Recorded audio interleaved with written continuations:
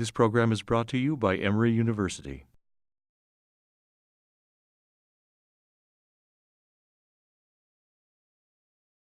The Warburg effects, it described a very unique metabolic property of cancer cells compared with the normal differentiated cells.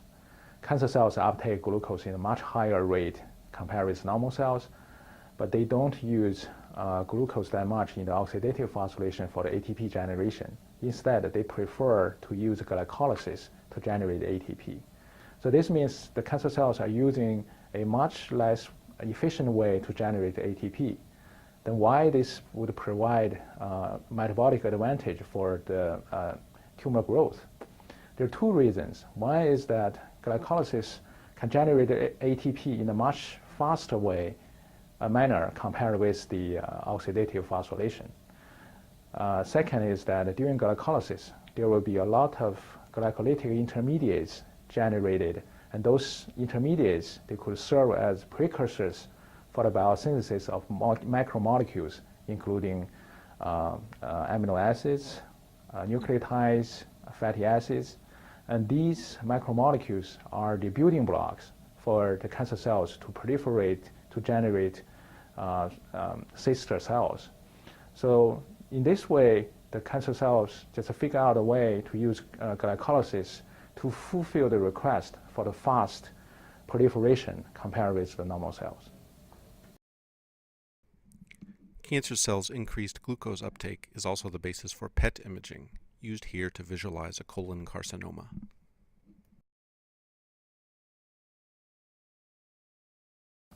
So in our paper, we have been interested in the role of oncogenic tyrosine kinases in the cancer metabolism. So we performed phosphoproteomics studies, and we identified a number of metabolic enzymes that are tyrosine phosphorylated in cancer cells. These include the PDHK. So we found that tyrosine phosphorylation activates PDHK, probably leading to the inhibition of PDH and the functional inhibition of mitochondria, which ensures glycolysis is carried on in cancer cells.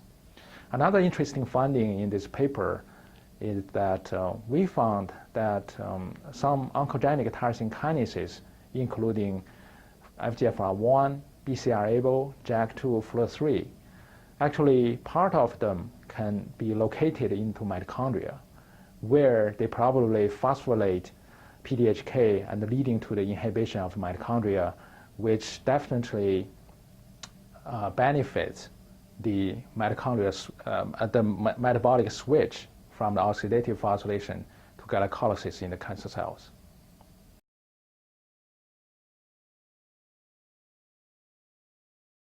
So our studies and other groups' results show that PDHK is upregulated in cancer cells, not only just the protein levels, but also the activity levels. Like in our paper, we show that tyrosine phosphorylation activates PDHK.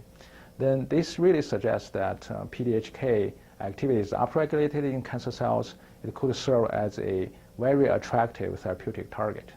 Actually, there have been PDH inhibitor developed called DCA, and currently is in clinical trials in treatment of GBM.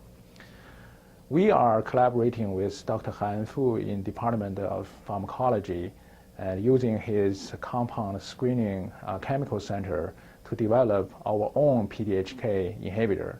And we want to generate and develop the more specific and potent PDHK1 inhibitor and use that as anti-cancer agent.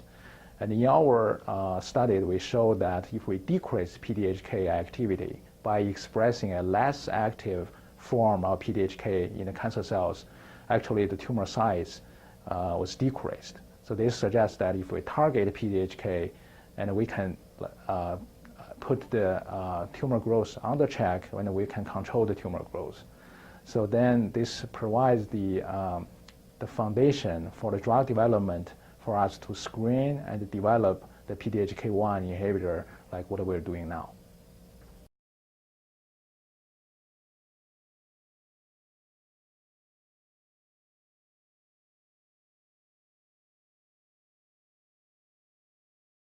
The preceding program is copyrighted by Emory University.